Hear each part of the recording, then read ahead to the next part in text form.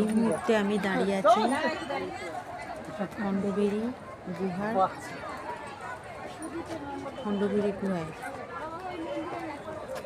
চারিদিকে দেখো অপরূপ দৃশ্য, অসাধারণ সুন্দর লাগছে। ওই যে দূরে দেখা যাচ্ছে ওটা হচ্ছে উদয়গিরি পর্বত।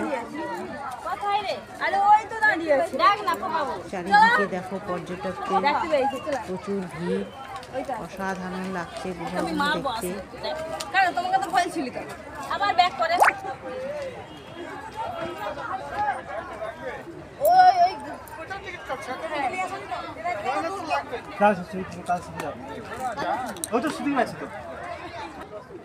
একদম আমরা গুহার পুরো উপরে উঠে গেছি।